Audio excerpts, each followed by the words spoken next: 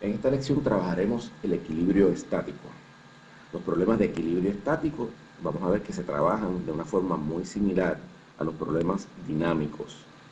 Así que esos análisis dinámicos, recuerden que los comenzábamos con un diagrama de cuerpo libre, luego seleccionábamos los ejes de coordenadas para descomponer las fuerzas en sus componentes.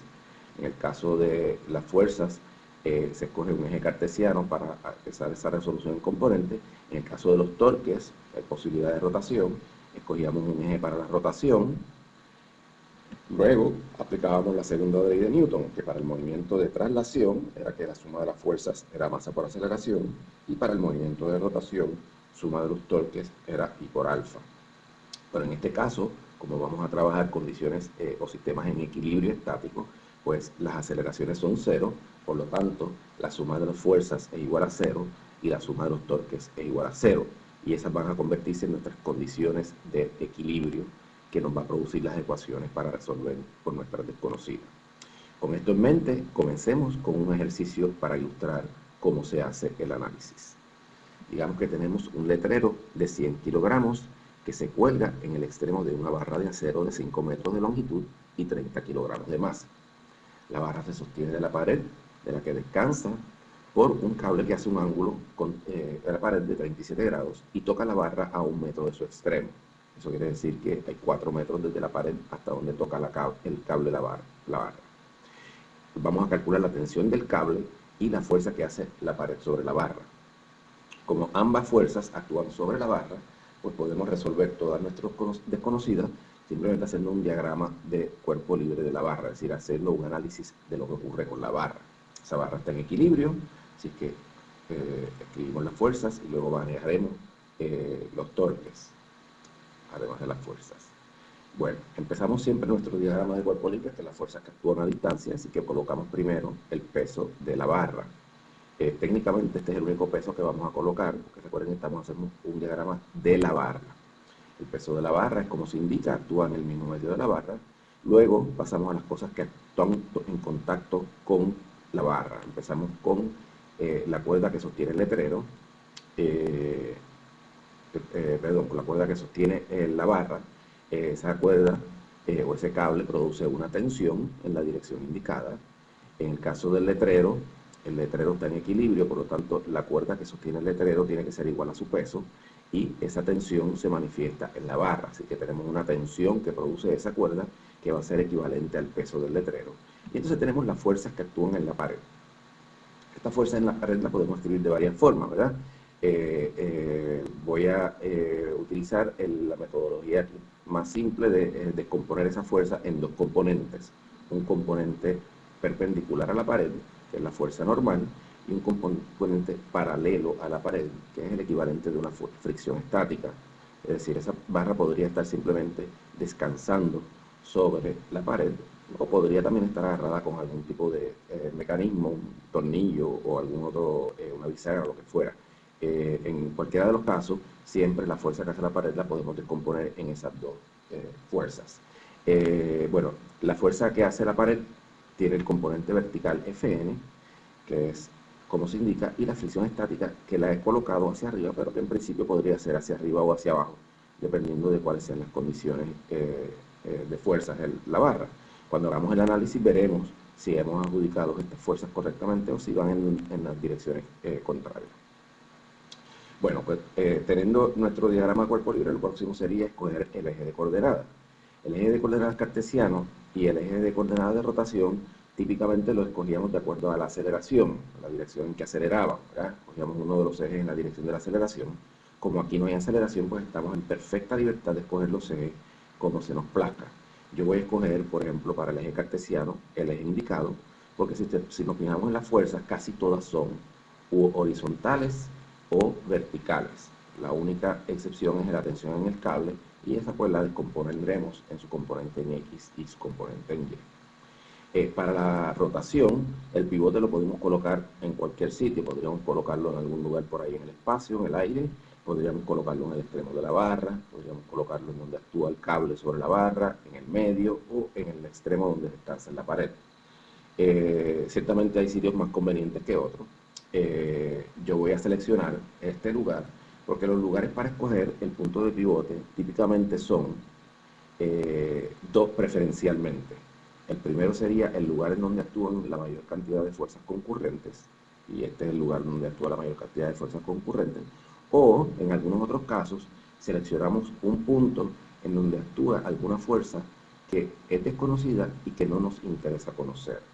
La razón para ello es que las fuerzas que actúan en el pivote producen automáticamente torques de cero. Recuerden que el torque se encuentra multiplicando la fuerza por el vector que va desde el punto de pivote hasta donde actúa la fuerza. Si el pivote está en la fuerza, pues esa distancia es cero y por lo tanto el torque es cero. Así que todas aquellas fuerzas que actúan en el pivote producen torque de cero, y si hay muchas fuerzas concurrentes, pues ya eliminamos algunas desconocidas y se nos simplifica el ejercicio. Lo otro que necesitamos es la dirección de rotación. La dirección de rotación de nuevo es arbitraria, así que yo voy a tomar una dirección de rotación en contra de las manecillas del reloj como la dirección positiva. Así que ahí tenemos nuestros dos ejes. Lo próximo que vamos a hacer es trabajar con las condiciones de equilibrio. Y voy a trabajar por la primera condición de equilibrio, porque fíjense que como hemos puesto el pivote en el punto donde actúan la normal y la fricción estática, que son dos de nuestras desconocidas, lo único que nos queda como desconocida es la tensión en el cable, y con la suma de los torques puedo encontrar una solución completa. Así que vamos a empezar aplicando los torques alrededor del punto de pivote. Ya sabemos que el torque de FE y de FN son cero. Vamos a comenzar entonces con el torque que produce la tensión del letrero. Esa tensión, recuerden que es conocida, ¿vale? El peso del letrero actúa a una distancia conocida, y los torques es igual a R por T por el seno del ángulo. El seno del ángulo es conocido, también es 90 grados, es decir, R es horizontal y F es vertical, así que el ángulo es 90 grados. Y esta tensión produce rotación de la barra a favor de las manecillas del reloj. Es decir, tendencialmente produciría rotación a favor de las manecillas del reloj, por lo tanto es en nuestro eje de Cardonada un torque negativo. Así que si adjudicamos todos estos valores, menos 5 metros, que es R, por 980 newton, que es la tensión del letrero, por el seno de 90, que es 1, tenemos un resultado de 4.900 newton metros para ese torque. El torque del cable es un poquito más complicado, porque el ángulo que hay entre el cable y R no es de 90. Fíjense que el ángulo que hace la tensión del cable con la barra es de 53 grados.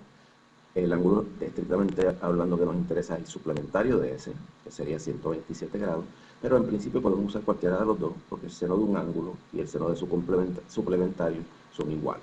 Es decir, el seno de 127 y el seno de 53 dan igual, dan 0.8.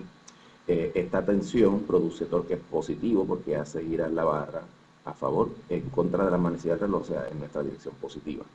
R, como dijimos, es a 4 metros del punto de pivote, o a 1 metro del extremo, que son 4 metros.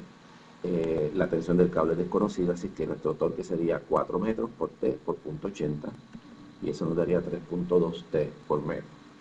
Y el torque del peso de la barra sería también negativo, R por W barra por el seno de 90 de nuevo. Aquí R es igual a 2.5 metros, porque actúa en el medio de la barra, y el peso de la barra es de 30 kilogramos por 9.8, que son 294 newton. Así que eso nos daría menos 735 newton metros. Utilizamos la condición de equilibrio, que la suma de los torques es igual a 0, y nos queda que 3.2 Tm es igual a 5.635, y la tensión es 1.761 newton. Pues sabiendo ya que la tensión en el cable es de 1.761 newton, podemos aplicar ahora la primera condición de equilibrio, es que la suma de las fuerzas es igual a 0. Empezamos con la suma de las fuerzas en X. Las fuerzas en X son la fuerza normal, que es positiva, y la tensión en el cable tiene un componente que es negativo, y es igual a T por coseno de 53. Fn tiene que ser entonces igual a T por el coseno de 53, poniendo T 1761 newton, eso nos da una fuerza normal de 1057 newton. La suma de las fuerzas en Y serían Fe, que es hacia arriba, positivo. La tensión en el cable también es hacia arriba, T 0 de 53 grados. El peso de la barra y la tensión del letrero, ambos son hacia abajo, son negativos. Poniendo los valores correspondientes y despejando por la fricción estática, tenemos que Fe es 980 newton, ese es el T del letrero. más 294 newton, que es el W de la barra, menos T por el seno de 53, que sería 1761 por 0.8, y eso nos daría que la fricción estática es negativo 135 newton, es decir, nos equivocamos. La fricción estática no apunta hacia arriba, apunta hacia abajo. Esto quiere decir que las fuerzas que genera la pared son un componente horizontal de 1057 newton y un componente vertical hacia abajo de 135 newton. Si quisiéramos encontrar magnitud y dirección, pues lo que tendríamos que hacer es volver a escribir esta fuerza en su versión polar con magnitud y dirección. Y con esto hemos terminado la lección de hoy.